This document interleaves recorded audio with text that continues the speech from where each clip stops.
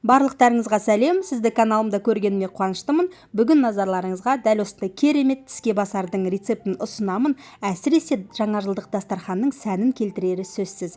Ал ендеше бастайық. Ең алдымен осындай измельчительдің ішіне 150 грамм шпинат. Бұл менде қатырылған, сіз балғын шпинатты қолдансаңыз да болады. Сосын 3 жұмыртқаны салып, екеуін жақсылап араластырып аламыз. Егер балғын шпинат болса, жақсылап олардың езілгенше дейін араластырамыз. Ал егер сізде шпинат қатырылған болса, оны жақсылап ерітіп, шамалы суын сығып алу керек болады. Ал енді осылай езілген шпинат пен жұмыртқамызды үлкенірек ыдысқа саламыз. Оған 400 мл сүт құямыз. Сүттің пайызы маңызды емес. Және де шым-шым тұз салып, осының барлығын шамалы ғана араластырамыз. Енді осының үстіне 180 грамм електен өткізілген ұнды қосып араластырамыз. Ең соңында шамамен 3 ас қасықтай, яғни 30 грамм сұйық май құямыз.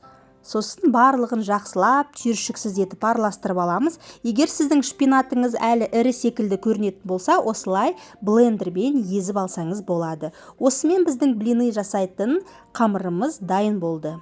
Енді арнайы блины пісіретін сковородкаға шамалы ғана май жағып, осылай бір ожаудан құйып алып, кәдімгі блины пісірген сияқты пісіреміз, бірақ отты кішкене орташадан төмендеу қылып қойыңыз. Себебі бұл блиныды біз екі жағын пісірмейміз, бір жағын ғана толық пісіреміз. Себебі шпинат піскен кезде кішкене қоңырайып, түсі кетіп қалуы мүмкін. Осылай беті толығымен жақсы болып піседі.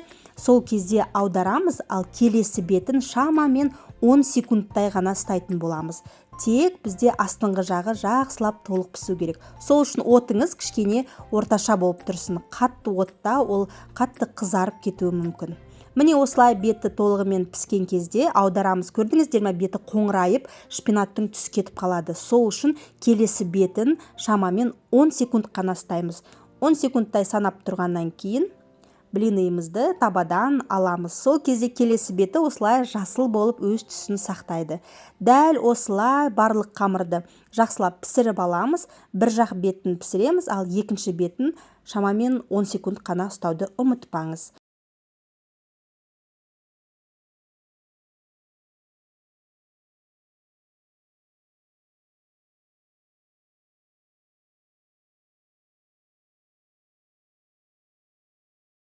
Дәл солай барлық қамырды жасаймыз. Осы рецепт бойынша 11 осындай блины, және де ең соңында осындай кішкентай ғана қалды. Оның барлығы бізде қазір алдағы уақытта керек болады.